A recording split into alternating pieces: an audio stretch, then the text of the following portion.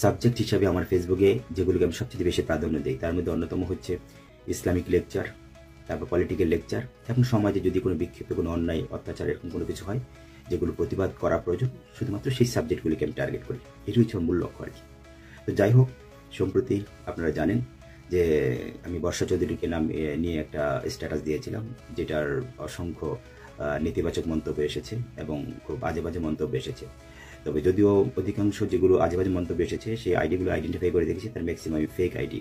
অর্থাৎ হয়তো কেউ কোনো এক শ্রেণী হয়তো দেয়া গেছে টাকার বিনিময়ে সেই তাদের নিজের মন্তব্যগুলো করিয়েছে। তো যাই হোক, তারপরে তো এখানে আরও অনেক ব্যক্তি ছিল যারা প্রকৃতপক্ষে তাদের আইডিগুলো সক্রিয় এবং ভালো আইডি, অর্থাৎ ফেক না আর কি। তো আমি এতটুকু কথা বলবো যে আমার ফুল লাইফে আমি আজ পর্যন্ত ফেসবুকে যতগুলো বিবৃতি দিয়েছি, যতগুলো বক্তব্য রেখেছি যে কোনো সাবজেক্টের উপরে, আজ পর্যন্ত আমার মনে হয় না 2% কোনো ব্যক্তির আমার বক্তব্যের বিরোধিতা করার সাহস পেয়েছে, প্লাস মন্তব্য করেছে। 2% বলতেছি, বিশ্বাস না হলে আপনারা দেখতে পারেন। যেহেতু আইডিটা এখন প্রায় একেবারে রিচ ডাউন হয়ে গেছে, বাট আপনি 5 অগস্টের আগে যদি আমার প্রত্যেকটা বিবৃতিগুলো দেখেন, লক্ষ লক্ষ ভিউজ বললে ভুল হবে, মিলিয়ন মিলিয়ন ভিউজ আছে, এরকম যথেষ্ট প্রমাণ আছে। 5 অগস্টের আগে যখন আমি সরকার বিরোধী এবং ভারত বিরোধী ইয়াগুলো সবচেয়ে বেশি অবদানগুলো বেশি রেখেছিলাম। যাই হোক, এখন আমি সর্বোপরি যেটা বলবো যে এই বর্ষা চৌধুরীকে উদ্দেশ্য করে শুধুমাত্র আমাকে অসংখ্য আজে বাজে মন্তব্য অনেকভাবে করেছে। তো এখানে আমার সবচেয়ে অবাক লাগছে যে এখানে আমি যতটা লক্ষ্য করেছি যে 2 শ্রেণীর ব্যক্তিরা মন্তব্য করেছে। তার মধ্যে যারা মোটামুটি শিক্ষিত বা উচ্চ শিক্ষিত এবং কিছু ব্যক্তিরা যারা মন্তব্য করেছেন, তাদের উদ্দেশ্যে আমি এতটুকু কথাই বলবো যে আমার কলেজের ভাই বোনেরা, হয়তো আপনারা আমি যে লিখেছি, যে স্ট্যাটাস দিয়েছি সেটার ভাষাটা হয়তো বুঝতে পারিনি, অথবা আমি যে বিবৃতিটা দিয়েছি সেখানে আমি কি মেসেজ দিতে চাইছি সেটা হয়তো বুঝতে পারিনি। আমি কিন্তু একবারও বলিনি যে বর্ষা চৌধুরী একেবারে নিষ্পাপ, নিরপরাধ, ও কোনো অন্যায় করেনি। যেগুলো আপনারা অনলাইনে দেখেছেন বিক্ষিপ্তভাবে ওর বিভিন্ন উত্থান পতন বা বিভিন্ন কৃতকর্মগুলো দেখেছি, সেগুলো আমিও দেখেছি। সুতরাং আপনারা আমার মধ্যে কোনো পার্থক্য নেই। হ্যাঁ, পার্থক্য এতটুকু যে ওকে আমি খুব কাছ থেকে দেখেছি, আমার স্টুডেন্ট ছাত্রী, সে ছোটকাল থেকে ওকে আমার সামনে ওর কিশোরী জীবনটা বড় হয়েছে, সেক্ষেত্রে হয়তো ওর সম্পর্কে আমি আরও বেশি ভালো জানি। জাস্ট আপনার আমার মধ্যে পার্থক্য এতটুকুই। আর অ্যাজ এ স্টুডেন্ট হিসেবে ও আমার কাছে দাবি রাখতেই পারে যে স্যার, যেহেতু আপনি আমাকে ছোট থেকে বড় হতে দেখেছেন, আপনি আমার সম্পর্কে জানেন সব কিছু, সুতরাং আমার হয়ে কেউ না কথা বলুন তো আপনি কিছু কথা বলেন, যেহেতু আপনি এই লাইনে মিডিয়াগুলোতে আছেন। এটাও দাবি করতেই পারে। এবং একজন শিক্ষক হিসাবে আমার উচিত একটা ছাত্রী, সেটা অধঃপতনে যাক বা তার ভুল হোক বা তার প্রতিটা স্টেপ যতই ভুল হোক না কেন, ভুলে ওরা হোক না কেন, তাকে একটা সঠিক রাস্তায় নিয়ে আসার জন্য, বা সে যেন কোনো ভুল পথে পা না দেয়, অথবা একটা কোনো ফ্রাস্ট্রেশন হয়ে যেন কোনো সুইসাইডের মধ্যে কোনো বড় ধরনের কোনো অকারেন্স ভুল না করে বসে, সেটাকে রোধ করার জন্য একটা শিক্ষক হিসেবে আমার জন্য যতটুকু করণীয়, একজন শিক্ষক এবং সন্তানের মধ্যে, শিক্ষার্থীর মধ্যে হচ্ছে পিতা সন্তানের মধ্যে প্রায় আপনার সম্পর্ক আর কি তাদের মধ্যে। তো জাস্ট ওইটাই আর কি, সেই অধিকার থেকে সেই দাবি নিয়ে হয়তো আমি এই সাবজেক্টটা নিয়ে আলোচনা করেছি। দেখেন, সাবজেক্টের প্রথমে কিন্তু আমি বলেছি যদিও এই সাবজেক্টগুলো আমার বিষয় নয়, তারপরে কিন্তু আমি স্টার্ট করেছি। আচ্ছা, এখানে আমার মূল মেসেজটা কি ছিল দেখেন, আমি আপনাদের আবারও ইন্ডিকেট করে দিচ্ছি। আমি কিন্তু বলেছি পাপকে ঘৃণা করুন, পাপীকে নয়। আর যে পাপীকে ঘৃণা করতে হয় তাহলে সেখানে বৈষম্য নয়, বরঞ্চ উক্ত পাপের সাথে যারা যারা সম্পৃক্ত রয়েছে তাদের সকলকে ঘৃণা করতে হবে। জাস্ট আমার মেসেজ এটাই। অর্থাৎ শুধুমাত্র বর্ষা চৌধুরীকে, এই একটা মাত্র মেয়েকে ও ধরলাম বিভিন্ন ব্যক্তিগুলোর সাথে ওতপ্রোতভাবে যে কোনো কারণে সেটা জড়াই গেছে, এই বুলি স্টেপগুলো নিয়েছে, কিন্তু আজকে যারা ওকে ইউজ করেছে তাদের সুবিধার্থে, তাদের ভিউজ বাণিজ্যের জন্য হোক, বা তাদের কেরিয়ার গঠন করার জন্য হোক, বা তাদের একটা ভাইরাল হওয়ার জন্য হোক, যে কোনো কারণে তাদের একটা নোংরা একটা ইন্টেন্সি ছিল। 2 ধরনের ওরা ইন্টেনশন নিয়ে এই কাজগুলো করেছে। তার মধ্যে অন্যতম হতে পারে তাদের হয়তো কি বলবো আমি, যেটা অর্থাৎ নোংরা চরিতার্থ পূরণ করার জন্য, যেটাকে যৌবিক চাহিদা বলে, সেটা হতে পারে। আবার পাশাপাশি দেখা গেছে ওকে ইউজ করে দেওয়া গেছে, ওরা এস্টাবলিশ হবে, পরিচিতি হবে, ভাইরাল হবে, সেটা একটা হতে পারে। ওই দূরে কি অত্যন্ত নোংরা ইন্টেনশন, সোজা কথা। তো আমার কথা হচ্ছে, ধরে নিলাম ও নিজেকে সুন্দর উপস্থাপন করে তাদের সাথে সাক্ষাৎ করলো বা তাদের সাথে সম্পর্ক করতে চাইলো। তো তারা যদি ভালো হয়ে থাকে, এক একজন ম্যাক্সিমামই বিবাহিত, তারা যদি তাদের স্ত্রী সন্তানদের প্রতি ভালোবাসা থাকে, নিজের একজন পুরুষের যে ব্যক্তিত্ব থেকে থাকে, ঠিক আছে, তাহলে ওই ধরনের পুরুষ কি করে আরেকটা নারীর প্রতি আসক্ত হতে পারে বা এই ধরনের কাজে লিপ্ত হতে পারে? ঠিক আছে, এটা সবচেয়ে আমার বড় প্রশ্ন। আমি সেই ক্ষেত্রে বলছি যে ও যদি পাপী হয়ে থাকে তাহলে তো ওরাও তো সমান পাপী। তো সেই ক্ষেত্রে ওরা দিব্যি ঘুরে বেড়াচ্ছে এবং বিভিন্ন টকশোগুলিতে, বিভিন্ন ইয়াগুলিতে দেখতেছি আমি, এই ছোট ছোট ভিডিও ক্লিপগুলো দেখতে পাচ্ছি, ওরা রীতিমতো হাস্য তামাশা মেয়েটাকে নিয়ে করতেছে এবং কৌতুক করতেছে। কিন্তু কেন? উক্ত পাপের সাথে কি ওরা জড়িত না? বিন্দু পরিমাণ যে লজ্জা থাকতো একটা পুরুষ, মানে ওরা যেই সকল কৃতকর্মগুলো করছে, ঠিক আছে, এটা যদি ন্যূনতম লজ্জা থাকতো, আমার মনে হয় এইভাবে ওপেন এসে এভাবে হাস্য তামাশা এই মেয়েটাকে নিয়ে করতে পারতো না। আজকে একটা নারী দেখে কি একেবারে অবহেলা, মানে অবহেলিত হয়ে গেল, যা ইচ্ছা তা কিছু করবে, যা ইচ্ছা তা কিছু বলবে। আরে বাবা ঠিক আছে, আমি ধরে নিলাম ওর অনেক অপরাধ রয়েছে, প্রত্যেকটা স্টেপ বলতে, তার অন্যতম কারণ হচ্ছে কি ওর কোনো গাইডলাইন নাই, ওর ফ্যামিলির ওই সবচেয়ে বড়, ঠিক আছে। আর সবচেয়ে বড় কথা, ও ওর ফুল লাইফটাকে শুধুমাত্র ওর অসুস্থ বাবা মা এবং ওর ভাই বোনকে এস্টাবলিশ করার জন্য পুরো লাইফটাকে স্যাক্রিফাইস করে দিচ্ছে, ধ্বংস করে দিয়েছে। এর পিছনে আরো হয়তো অনেক অনেক কিছু তথ্য আছে, যাই হোক এত কিছু যেতে যাচ্ছি না। তো আমার মূল মেসেজটা ছিল কিন্তু ওইটাই। আমি কিন্তু একবারে বলি না যে আমার ছাত্রী অনেক ভালো, ওকে ও নিরপরাধ মেয়ে, ওর কেন ওকে এরকম করতেছে, এরকম কিছু বলি নাই। আমি বলছি পাপ যদি করে থাকে দুজনই করছে, সুতরাং আপনারা যদি ঘৃণা করতে এখানে বৈষম্য রাখবেন না, দুজনকে উপস্থাপন করবেন, দুজনকে নেগলেক্ট করবেন। আজকে আকাশ টিপের ইয়াগুলিতে দেখি ওরা তেমন কিছু বলা হচ্ছে না। আজকে আর নাম কি, এই কি যেন নামটা ভুলে গেছে, নায়ক, ঠিক আছে। তো এই যে ছেলেটা, ঠিক আছে, ওর ক্ষেত্রে দেখা গেছে যে কোনো রকম অ্যাকশন নেওয়া হচ্ছে না, ওর এখানে আজে বাজে কমেন্টস দেখতেছি না কেন, তার প্রভাবশালী দেখে, শক্তিশালী দেখে, জাস্ট আমরা এতটুকুই কথাই ছিল। এই মেয়েটাকে কেন বারবার ট্রোল করতে করতে করতে করতে এমনভাবে সে এখন মানসিক ট্রমাতে ভুগতেছে বা ফ্রাস্ট্রেশনে ভুগতেছে, যে কোনো সময় যে কোনো একটা অ্যাক্সিডেন্ট করতে পারে। অ্যাজ এ শিক্ষক হিসাবে আমার কাছে এটা মানে কি বলে এটাকে আমি মেনে নিতে পারছিলাম না, ঠিক আছে। আর ও আমাকে দাবি করতেই পারে যে ভাইয়া আপনার তো কিছু বলেন, আপনি তো আমার সম্পর্কে সবই জানেন, ছোট থেকে বড় হতে দেখছেন। হ্যাঁ, আমি যে ছোট্ট সুমাকে দেখেছি এবং যে বর্ষা, তার মধ্যে অনেক আকাশ পাতাল ডিফারেন্স। কারণ ওকে আমি যখন দেখি মেবি 2006 থেকে 7-8-এর মধ্যে ওর সাথে পরিচয়, যদিও ওকে আমি খুব অল্প সময় পড়িয়েছি, বাট ওর যে বড় বোন যারা আছে, ভাই বোন যারা আছে, যারা অনেক বড় বড় যারা আর কি, তাদেরকে আমি দীর্ঘ সময় পড়েছি, সবাইকে মোটামুটি আলহামদুলিল্লাহ এসএসসি পর্যন্ত সবাইকে আমি কমপ্লিট করে দিয়েছি, বাট ওর ক্ষেত্রে খুব স্বল্প সময় পড়িয়েছি। তো এই যে 2006-7-এর পর থেকে আমার মনে হয় 2025 চলতেছে এখন রানিং, ঠিক আছে। এর মধ্যে ওর সাথে আমার প্র্যাকটিক্যাল আর কখনো সামনাসামনি কখনোই দেখা হয়নি। যা দেখতেছি এই অনলাইনের মাধ্যমে, আর উত্থান দেখছি, ওর পতন দেখতেছি, আর বিভিন্ন কর্ম দেখতেছি যেগুলো বিতর্কিত হচ্ছে, প্রশ্নবিদ্ধ হচ্ছে, আপনারা যা দেখতেছেন আমি ঠিক তাই দেখতেছি, কোনো পার্থক্য নেই। কিন্তু আমার স্টুডেন্ট ছিল, আমার সামনে ওকে আমি দেখেছি, ওর অল্প বয়সটাকে দেখেছি, সময়টাকে দেখেছি, অত্যন্ত প্রাণবন্ত, হাস্যজ্জ্বল, একটা ভালো একটা মেয়ে ছিল। তো আজকে সময়ের পরিবর্তনে, বয়সের সাথে সাথে বিভিন্ন ইয়াগুলোতে জড়িয়ে গিয়ে যদি বিভিন্ন রকম অকারেন্স করে, সেগুলো চলমান অবস্থা। বাট আমি সেই অধিকার, আমার সেই ছোট্ট ছাত্রী হিসাবে অধিকার থেকে আজকে আমি বিবৃতি করে দিয়েছি। এক একজন এক এক ধরনের মন্তব্য করেছেন। আজকে কেউ কেউ বলেছেন কি, একটা মেয়ে মন্তব্য করেছে যে দেখবেন খুব শীঘ্র আপনাকে স্ক্যান্ডাল বেরিয়ে গেছে বর্ষা জ্যোতির পক্ষ থেকে। তো ওনার উদ্দেশ্যে একটা কথা বলতেছি যে ওর আমার মধ্যে ছাত্র এবং শিক্ষার্থীর মধ্যে যে একটা বন্ডিং, যে সম্পর্ক, যে একটা রেসপেক্টের স্থান, এটা শুধু একটা বড় ভাই না, ও পিতৃতুল্য রেসপেক্ট করে। তা আমার দৃঢ় বিশ্বাস, আমার সম্পর্কে বাজে কোনো মন্তব্য করার আগে ও বর্ষা চৌধুরীর প্রয়োজন মরে যাবে, কিন্তু আমার সম্পর্কে কোনো বাজে মন্তব্য করার দৃষ্টতা নাই, সেটাও রাখবে না। কারণ এই সম্পর্কটা এতটাই মানে সোজা কথা, রেসপেক্টের স্থান। শুধু ও না, আমি তো বলছি ওর বড় যারা আছে তাদের সকলকে পড়াইছি, এবং সকলের কাছে আমি একজন অত্যন্ত আদর্শবান শিক্ষক হিসেবে অত্যন্ত সুপরিচিত, পুরো ফ্যামিলির কাছে, পুরো ওদের পুরো গোষ্ঠীর কাছে। সুতরাং সেক্ষেত্রে ওই ধরনের প্রশ্নবিদ্ধ হওয়ার তো কোনো কারণই নেই। তবে আপনারা যেহেতু বিষয়টা খুব গভীরভাবে জানেন না, ব্যক্তিগত বিষয়গুলো, তাই আপনাদের পক্ষ থেকে মন্তব্য করতেছেন, আপনাদের আমি দোষারোপ করতেছি না। আপনারা আপনাদের সেন্স থেকে বাহ্যিক দৃষ্টিতে যেগুলো দেখতেছেন বা ও যেগুলো করে আসতেছে, হয়তো সেটার উপর ভিত্তি করে হয়তো মন্তব্য করছেন, এটা করতেই পারেন।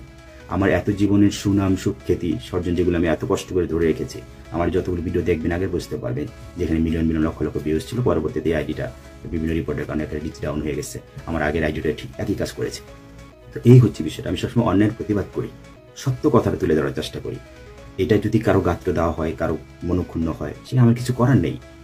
আমি সুতরাং আপনাদের উদ্দেশ্যে, অর্থাৎ আমার প্রত্যেকটা কলিজার ভাই বোনদের উদ্দেশ্যে আমি একটা কথাই বলবো, কারো সম্পর্কে স্বচ্ছ কোনো ধারণা না রেখে কারো সম্পর্কে কখনোই আজেবাজে মন্তব্য করবেন না, আজেবাজে ট্রোল করবেন না।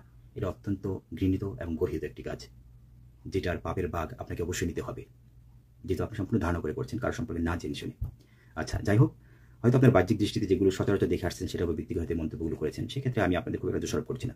আমাদের সামাজিক অবক্ষয় যেভাবে চলতেছে হয়তো সেটার উপর ভিত্তি করে, কিন্তু কারো সম্পর্কে মন্তব্যগুলো অবশ্যই তার সম্পর্কে জেনে নেবেন।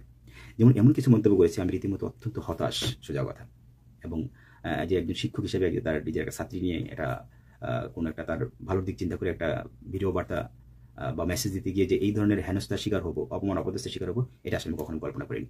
যেহেতু আমার আইডি সম্পর্কে সবার পূর্বে ধারণা আছে, আমি ধারণা করি যে এরকম কোনো প্রবলেম হবে। আর একটা কথা, আজ পর্যন্ত দেখেন আমি আপনাদের প্রত্যেকটা মন্তব্যে কিন্তু অ্যান্সার দিয়ে গেছি, অথচ আমার এগুলো কখনো প্রয়োজন পড়ে নেই। আমার অসংখ্য মন্তব্য আসতো, কিন্তু আমি কখনো এত অ্যান্সার দিতাম না, হয়তো একটা অ্যান্সার দিয়ে শেষ করে দিতাম। কিন্তু এটা প্রত্যেকটা একটা করে অ্যান্সার দিচ্ছি, শুধুমাত্র কি আমার এত জিনিস সুনাম সুখ্যাতি যেটা আমি এতদিন ধরে রেখেছি, এটা যেন কোনো কারণে প্রশ্নবিদ্ধ না হয়, আমি যেন বিতর্কিত না হই। এর জন্য প্রত্যেকটা অ্যান্সার আমাকে একটা করে দিতে হয়েছে, যেটা আমার জন্য অত্যন্ত আমি কি কষ্টদায়ক হয়ে গেছে আমার জন্য, সকলকে বুঝাইতে গিয়ে। তার জন্য আজকের এই ভিডিওটি করা। তো আমার কথা হচ্ছে এটাই যে এমন কিছু কোশ্চেন করেছে যেগুলো অত্যন্ত নিন্দনীয়। যেমন একটা মেয়ে কোশ্চেন করেছে, সম্প্রতি খুব শীঘ্রই দেখা যাবে যে মুন্না খানের মতো আপনাকে হয়তো বা বর্ষা চৌধুরী একটা লিপ কিস দিয়ে দিবে, নাউজুবিল্লাহ। এই যে একটা কথা বলেছে একটা ব্যক্তি সম্পর্কে না জেনে শুনে, ঠিক আছে। আমি ওই বোনটাকে জাস্ট একটা প্রশ্ন করবো যে বোন, আমি এখানে মেনশন করেছি আমি ওর বড় ভাই, এমনকি এটাও মেনশন করেছি ও আমাকে পিতৃতুল্য রেসপেক্ট করে।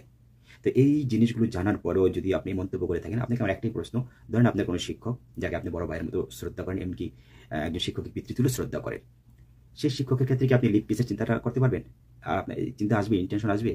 যদি আপনি সেই প্রবণতা আসে বা এটাকে লালন করেন বা আপনার ওই ধরনের চরিত্র থাকে, তাহলে আমার কিছু বলার নেই, কারণ আপনার চরিত্র এটা, তাই আপনি ছেড়ে ধারণা করে নিচ্ছেন। তবে এগুলো সুখ চিন্তা করবেন, আচ্ছা নিজেকে দিয়ে বিচার করবেন, এটা একটা ভুল। তারপরে আরেকজন আসছে, কয়েকজনের মধ্যে ভাইরাল হওয়ার টেন্ডেন্সি নিয়ে আমি আসছি। ভাইরাল হওয়ার তো প্রশ্নই আসে না, কারণ আমার এই আইডিটা আপনারা দেখতেছেন অলরেডি 73,000 প্লাস ফলোয়ার্স। এর আগে আরও ফলোয়ার্স ছিল, যেটা 5ই আগস্টের আগে আমি যখনই কোনো একটা বিবৃতি সরকার বিরোধী হোক, বিশেষ করে ভারত বিরোধী আন্দোলনগুলো সবচেয়ে বেশি আমি করেছি। তারপর যে কোনো অন্যায়ের বিরুদ্ধে যে কোনো একটা প্রতিবেদন তৈরি করেছি বা কোনো একটা কন্টেন্ট তৈরি করেছি, সেই ক্ষেত্রে আপনারা দেখবেন শুধু লক্ষ লক্ষ কথা বলে ভুল হবে, মিলিয়ন মিলিয়ন ভিউজ হয়েছে। আমি স্ক্রিনে দিয়ে দিচ্ছি, আপনি দেখে নিন তার সত্যতা কতটুকু, এবং পিছনের 5ই আগস্টের আগের ভিডিওগুলো দেখে নেবেন, তখন সবকিছু আপনারা স্বচ্ছ ক্লিয়ার হয়ে যাবে। অর্থাৎ ভাইরাল হওয়ার কিছু নেই। আলহামদুলিল্লাহ রাজনৈতিক অঙ্গনে এবং আমি যেহেতু একজন ইসলামিক লেকচারও প্রতিনিধিত্ব দিয়ে থাকি, পরিচিতি আছে। হয়তো সম্প্রতি বিভিন্ন যে অপশক্তির রিপোর্টের কারণে আমার রিচ ডাউন হওয়ার কারণে হয়তো আমার জিনিসগুলো কোথাও ফেসবুক কর্তৃপক্ষ পাঠাচ্ছে না, দিচ্ছে না, সেটা আমার দুর্ভাগ্য সোজা কথা।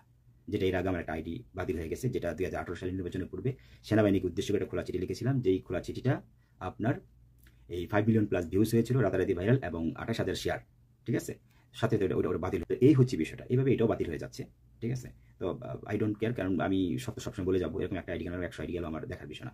আমি আমার অবস্থানে থাকবো ইনশাল্লাহ, ঠিক আছে। এটা সবচেয়ে বড় কথা। তার মানে আমার ভাইরাল হওয়ার কোনো ইন্টেনশন নাই। আর যারা ভিউজ বাণিজ্যের কথা বলছেন, প্রশ্নই আসে না এই সাবজেক্টে কেন তুমি ভিউজ বাণিজ্য কেন করবো? কারণ এটা বর্ষা যদি ভিউজ বাণিজ্যের টার্গেট থাকতো, ওই বর্ষা চৌধুরীর সাথে সম্পর্ক আমার অনেক আগে থেকে, আমি শিশুকাল থেকে বলছি, ছোটকাল থেকে। সুতরাং যে ওর সাথে আমার ফোনে সবসময় কথাবার্তা হচ্ছে, তো সেই ক্ষেত্রে আমি তোকে চিনি, আমি ওকে নিয়ে অনেক আগে বিভিন্ন পোস্ট করতে পারতাম, শো আপ করতে পারতাম নিজের ভিউজ বাণিজ্যের জন্য, আজ পর্যন্ত করিনি। ও যতবার রিকোয়েস্ট করেছে অ্যাজ এ শিক্ষক হিসেবে তার প্রিয় শিক্ষকের কাছে, ঠিক আছে, ততবারই আমি অ্যাভয়েড করে গিয়েছি। ইনডাইরেক্টলিভাবে ওকে আমি বুঝাই দিছি যে এটা আসলে আমার সাবজেক্ট না, তোমার যে বিষয়টা এটা অত্যন্ত বিতর্কিত, কমপ্লিকেটেড, এবং প্রশ্নবিদ্ধতার ব্যাপার স্যাপার, এগুলো জড়াইতে গেলে আমি নিজে প্রশ্নবিদ্ধ হওয়ার সমস্যা হবে। কারণ আমি আমার অবস্থাটা অনেক কিছু পরে আমি অবস্থানটা শক্তিশালী একটা অবস্থান তৈরি করেছি, নিজের পরিচিতিটা সুনামের সাথে, সম্মানের সাথে। তো এটা আমি প্রশ্নবিদ্ধ হবো। তারপরে দেখি যে মেয়েটা একদম শেষ পর্যায়ে ওই ছেলেগুলো একটার পর একটা ছোট ছোট ভিডিও ক্লিপ দিচ্ছে, হাস্য তামাশা এগুলো করতেছে, মেয়েটাকে নিয়ে ট্রোল করতেছে, আবার সাধারণ মানুষগুলো তাদেরকে সমর্থন করতেছে, অথচ এই মেয়েটাকে শুধুমাত্র ওকে একমাত্র নেগলেক্ট করতেছে। অথচ পাপের বাকি কিন্তু দুজনই, ও পাপ করছে, ওরা পাপ করছে। কিন্তু ওই সকল পুরুষগুলো কি ধরনের পুরুষ আমি আজও বুঝি না, এরকম জঘন্যতম পাপগুলোর সাথে সম্পৃক্ত থেকেও নিজেকে আবার এই ধরনের কালিমালিয়াপুর সকলের কাছে প্রচার করো, আবার এই মুখটা হাস্যোজ্জ্বলভাবে কিভাবে দেখায়, বা তাদের নিজের স্ত্রী সন্তানদের কাছে এই মুখ নিয়ে কিভাবে যায়, আই ডোন্ট নো, আমি জানি না এটা কোন ধরনের পুরুষ, ঠিক আছে। তাদের সম্পর্কে আমার কোনো আসলে মন্তব্য করতে অনেক রুচিতে বাদে, ওই ধরনের পুরুষ, আমি তাদের সম্পর্কে কিছু বলতে চাচ্ছি না। তো এই হচ্ছে মূল বিষয়টা। তারপর দেন বয়স সংক্রান্ত ব্যাপারটা অনেকের সন্দেহান হয়েছে, যে আপনার যে বয়স মানে তার সাথে এই বর্ষার বয়সের সাথে আপনি বলছেন তাকে পঞ্চম শ্রেণীতে দেখছেন, এই হলো বিষয়টা। এটা একটা অত্যন্ত ক্লিয়ার করে দিই। শুধু বর্ষা যদি না, ও তো ছোট, ওর সাথে বাদ দিন, ওর বড়গুলো আমি পড়াইছি প্রায়, ওর গোষ্ঠীর প্রায় ম্যাক্সিমাম 80% সোজা কথা আমার দ্বারা মানুষ হয়েছে, ঠিক আছে। এটা সবচেয়ে চরম সত্য কথা। এটা জানতে হলে নির্দিষ্ট আপনাকে কারো যদি ব্যক্তিগত জানতে আমি অ্যাড্রেস দিব, আপনি জেনে নেবেন, কোনো সমস্যা নেই। এটা একটা বিষয়। হ্যাঁ, বয়সের ব্যাপারটা আসি, আমি খুব অল্প বয়স থেকে টিউশন স্টার্ট করেছি, খুব অল্প বয়স থেকে। আচ্ছা, এটা একটা বিষয়, যার জন্য দেখা গেছে কি ওদের আমাদের খুব বয়সের খুব একটা ডিফারেন্স ছিল না, বাট আমি তাদেরকে পড়াইছি, এটা একটা বিষয়। আরেকটা বিষয় যেটা আমি ক্লিয়ার করে দিচ্ছি, সেটা হচ্ছে যে অনেকে আমার মানে অভিজ্ঞতা এটা নিয়ে একটু প্রশ্নবিদ্ধ মানে করতে চাচ্ছেন, তাদের উদ্দেশ্যে একটা কথা বলছি, না জেনে কারো সম্পর্কে তার ব্যাকগ্রাউন্ড না জেনে কখনো মন্তব্য করা ঠিক না, ঠিক আছে। বাহ্যিক দৃষ্টিকোণ থেকে মন্তব্য করা ঠিক না। আমি যখন প্রথম কবিতা লিখি 1996 সাল, যেটা দীপিকা নামে একটা ম্যাগাজিনে ছাপা হয়, তৎকালীন সময়ে দৈনিক বাংলা পত্রিকাগুলোতে আমার নাম প্রতি সপ্তাহে আসতো। সেই সময় আমার বয়স যদি অত্যন্ত ছোট, আমি মাত্র হাই স্কুলে প্রথম পড়ি, মাত্র স্টার্ট, তখন সম্ভবত মেবি ষষ্ঠ শ্রেণী এরকম কিছু হবে। তো সেই সময় কথা বলতেছি, তখন থেকে আমার লেখা স্টার্ট। এবং 2001 সালে আমার প্রথম উপন্যাস বাংলা একাডেমিতে 21 বইমেলাতে প্রকাশিত হয়, 2001 সাল, মনে রাখবেন। এখন 2025 চলতেছে, অর্থাৎ প্রায় 24-25 বছর। আচ্ছা, এই 24-25 বছর হয়ে গেছে আমার একটা প্রথম উপন্যাসে প্রকাশিত হয়েছে। তারপরে রক্ত সিঁদুর উপন্যাস, তারপরে প্রথম উপন্যাস মৃত্যুঞ্জয় ভালোবাসা, তারপরে রক্ত সিঁদুর, তারপরে জীবন নিমিত্ত হৃদয় রক্তক্ষরণ, তারপরে শৈল্পী স্বপ্নবিলাস, তারপরে এরকম অসংখ্য আধ্যাত্মিক অসংখ্য অনেক কবিতা আছে যেগুলো অত্যন্ত জনপ্রিয়তা লাভ করে। সেই সময়টাতে আপনার এই মোবাইলের যুগ ছিল না, হয়তো দেখছে আপনার অ্যানালগের ফোন দ্বারা অথবা বিভিন্ন চিঠির দ্বারা বিভিন্ন বক্তারা আমার বিভিন্ন ডিস্ট্রিক্ট থেকে আমাকে উৎসাহিত করতো। আলহামদুলিল্লাহ আমার সেই সুনামটা তখন থেকে। তো আমার কথা হচ্ছে এটাই, আমার নতুন করে ভাইরাল হওয়ার কিছু নেই, পরিচিতি লাভ করার তেমন কিছু নাই। আলহামদুলিল্লাহ যতটুকু সম্মান পরিচিতি দিয়েছে এটি আমার জন্য যথেষ্ট এবং আল্লাহর কাছে অগণিত শুকরিয়া আদায় করতেছি। তো ওই সকল ভাইদের উদ্দেশ্যে এটাই বলতেছি, যারা এই ধরনের মন্তব্য করতেছেন, আমার মনে হয় তাদের অধিকাংশের তখন জন্ম হয় না, যখন আমার 2001 সালে উপন্যাস প্রথম বের হয়। আর যদিও কারো জন্ম হয়ে থাকে ভালো করে প্যান্ট পড়তে পারেন কিনা আমার মনে হয় সন্দেহ, হতে বাবা আমার সাহায্য সহযোগিতা হয়তো প্যান্ট আপনার জামা কাপড় পড়তে হচ্ছে, এরকম একটা পরিস্থিতি একই জন্য যারা মন্তব্য করতেছেন। আবার যারা মোটামুটি যারা বার্ধক্য বয়স্ক আছেন তাদের কথা বলতেছি না, ম্যাক্সিমাম তাদের কথা বলতেছি। তো এই জিনিসগুলো আসল কথা কি, জেনে শুনে মন্তব্য করা উচিত কারো সম্পর্কে মন্তব্য করতে হলে, আমি যেটা মনে করি। একটা জিনিস আমি কখনোই চাই না যে এমন কোনো সাবজেক্ট নিয়ে আলোচনা করে যেন প্রশ্নবিদ্ধ হবো, কিন্তু এটা আমার করতে বাধ্য হয়েছে বিবেকের কারণে, অ্যাজ এ স্টুডেন্ট ওর লাইফটা ধ্বংস না হোক, ওর দুইটা নিষ্পাপ সন্তান হোক, এটার জন্য। আর আপনাদের কাছে আমার বিনীত অনুরোধ, ও তো মানুষ, কুকুর বিড়াল না। একটা কুকুর বিড়ালও যদি ভুল ভ্রান্তি করে কোনো কিছুর সাথে হয়ে অসুস্থ হয়ে গেছে, তার প্রতি আমরা সিম্পেথি দেখাই। আর তো মানুষ, একটা মানুষ আপনাদের নোংরামি ট্রোলের জন্য, মন্তব্যের জন্য, ওই সকল অপশক্তিগুলো, খারাপ ব্যক্তিগুলোর আজে বাজে একটা নীল নকশার ফাঁদে পড়ে লাইফটাকে একদম ফ্রাস্ট্রেশনে বলতেছে, যে কোনো সময় একটা সুইসাইড করতে পারে, অ্যাক্সিডেন্ট করতে পারে, এগুলো কিন্তু আপনারা দায়ী হবেন। অত্যন্ত ভয়ানক একটা বিষয়, তাই না? আজকের জন্য কোনো সময় আপনার বিবেকের কাছে আপনার নিজের প্রশ্নবিদ্ধ হবেন। আজকে শুধুমাত্র ওর দুটি নিষ্পাপ সন্তানের দিকে তাকা হলেও এবং একটা স্বাভাবিক জীবন আপনার ফিরে দেন ভালো মন্তব্য করে, এবং ওর জন্য ওর আগের মতো সেই কর্মস্থলে কাজ করতে পারে স্বাভাবিকভাবে, সে একটা পরিবেশ তৈরি করে দেন, সে সুযোগ করে দেন। আলহামদুলিল্লাহ আমি সবসময় কিন্তু সাজেশন দিই, ভালো ভালো সাজেশন দিই, ঠিক আছে? তার মধ্যে অন্যতম সাজেশন হচ্ছে, যেমন আপনি রুমি যখন মৃত্যুবরণ করে, আমি তখন বলি যে রুমি মারা গেছে, ওর সন্তানকে এই স্মৃতিটা নিয়ে তুমি আজীবন আগলে রাখো, এটা তোমার সম্মানজনক একটা জীবন হবে, ঠিক আছে? অনেক মেয়েরা আছে যে স্বামী মারা গেছে, বিয়ের পরে তার স্মৃতি নিয়ে আজীবন বাড়াচ্ছে, এটা অত্যন্ত সম্মানজনক জীবন আর কি, তুমি সেই জীবনটাই লিড করো। যদিও সেটা ওর, যেহেতু ওর পরিবারের সমস্ত দায়িত্ব ওর হাতে, ঠিক আছে, সবকিছু ওর মেনটেন করতে হচ্ছে, সেটা অপরাগ ছিল, সেটা বাধ্য হয়তো আবার কর্মস্থল যেতে হয়েছে, যার যার সমস্যা, ঠিক আছে? আজকে আমরা সবাই অ্যাডভাইস করতে পারি, কিন্তু কেউ সহযোগিতা করতে পারবো না ওকে। শুধুমাত্র এই সুমা বা বর্ষার সাথে আমার যখন পরিচয়, সেটা হচ্ছে ও আমি বলছি পঞ্চম ষষ্ঠ শ্রেণী তখন। আর সেই সময় থেকে শুরু করে 2025 সাল, এর মধ্যে আমার মনে হয় ওর সাথে আর আমার দেখা হয়নি সেই সময়, কারণ আমি প্রবাস জীবনে চলে আসছি অনেক পরে, আজকে দীর্ঘ বছর ধরে, প্রায় 1 যুগ প্লাস চলতেছে, তাই আমি প্রবাস জীবনে আসি। তো এর মধ্যে ওর সাথে আমার সাথে সামনাসামনি কখনো সাক্ষাৎ হয়নি, যদিও সম্প্রতি আমি ছুটিতে গেছিলাম 2-3 মাস আগে, বাট ও হয়তো আমাকে বলছে ভাই আমি তো আপনার আশেপাশে ছিলাম, বাট তারপর আমার সেই দেখার মানে ওর সাথে সাক্ষাৎ করার সেই সুযোগ হয় না। আমি বলছি বোন, অন্য এক সময় যদি আল্লাহ চাই তো দেখা ইনশাল্লাহ হবে, এটা হচ্ছে বড় কথা। তো তার মানে কি, ওকে আমি কিন্তু ওই দীর্ঘদিন ধরে দেখতেছি না, ওর সামনে দেখা নেই। এই অনলাইনে ওরা উত্থান দেখতেছি, ওর পতন দেখতেছি, বিভিন্ন কর্ম দেখতেছি, কৃতকর্ম দেখতেছি, প্রশ্নবিদ্ধ হচ্ছে, এগুলো সব অনলাইনে দেখতেছি। আমার ছাত্রী তো অটোমেটিক, আবার ওর ফেসবুকের সাথে আমার অ্যাড আছে, যেগুলো সবগুলো নোটিফিকেশনগুলো সবগুলো চলে আসে আমার কাছে অটোমেটিক, ওকে নিয়ে যখন কোনো কিছু, আর এমনিতেও একটা ভাইরাল হয়ে গেছে, সেই সুবাদে এগুলো আমি আমার কাছে চলে আসে। তো এগুলো দেখতে দেখতে যত কিছু হোক, একটা মেয়েকে একটা সময় একটা পড়াইছি, খুব ছোট ছিল তখন, ওর প্রাণবন্ত অত্যন্ত নিষ্পাপ একটা মেয়ে ছিল, ভালো একটা মেয়ে ছিল। তো এই হচ্ছে মেয়ের সাথে, আমার সাথে সুমার সাথে এই পরিচয় বলতে এতটুকুই। ওকে আমি সবসময় গাইডলাইন দিয়ে যাচ্ছি, বোরকা পরার ব্যাপারে ডাইরেক্ট বলছি যে তুমি বোরকা পড়ছো ভালো কথা, হিজাব পড়ছো, হিজাব পরে সেই হিজাবটাকে কেন অসম্মান করলো, আবার ছেড়ে দিলা কেন? তারপর বললো যে ভাই আমি অপারক কিছু করার নেই, হিজাব পরা থাকলে আমাকে কেউ কাজে নেয় না। আমি সে আগের মতো যারা স্পন্সর হিসেবে যাদের এখানে কাজ করতো যেত, ঠিক আছে, তারা তাকে নিচ্ছে না, তারা ওপেন ড্রেস পরলে একমাত্র নেবে।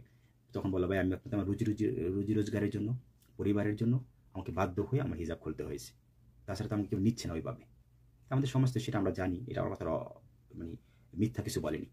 তো সবচেয়ে বড় কথা, এই ব্যাপারে আমরা সাধারণ মানুষ যারা শুধু উপদেশ দিতে পারি, আজকে ওকে আমি উপদেশ দিতে পারতাম না, তারপর তুমি যা পড়ো হ্যান তেন, তোর দায়িত্ব তো আমি নিতাম না। যেহেতু আমার দায়িত্ব নেওয়ার কোনো যোগ্যতা নাই, দায়িত্ব আমি নিতে পারবো না, আপনারা নিতে পারবেন না, তো ওর ব্যক্তি জীবনে এত কৌতূহল আমাদের কেন থাকবে? ও লাইফ লিড করতেছে, ও কিভাবে স্ট্রাগল করে লাইফটাকে পরিচালিত করবে, আর সংসার চালাবে, একা ফাইট করে একটা মেয়ে, পুরো অসুস্থ বাবা মা এবং তার বাবা মা ভাই বোনদের জন্য পুরো লাইফটাকে স্যাক্রিফাইস করে দিয়েছে। ওর লাইফটা কোথায় যাবে, মানে ও এগুলো করা, অনেক সময় বলে যে আমি যেভাবে চলতে চাই ভাই আমি জাহান্নামী হবো, তখন আমি সান্ত্বনা দিতাম না, কে জাহান্নামী হবে কে জান্নাতে হবে আমরা কেউ জানি না, তো আল্লাহ রাব্বুল আলামিন জানে। তুমি যে কৃতকর্মগুলো করতেছো, হয়তো বা আল্লাহর রহমতে তোমার বাবা মায়ের বা ভাই বোনের প্রতি যে অবদান রাখছো, সেটা বিনিময়ে আল্লাহ তোমাকে উত্তম প্রদান দিতে পারে। আমি সবসময় সান্ত্বনার বাণী দিয়েছি। রুমির ভাবে একের কথা বলেছি, রুমি মৃত্যুর পরে তোমার সন্তান এনে আগলে রাখো।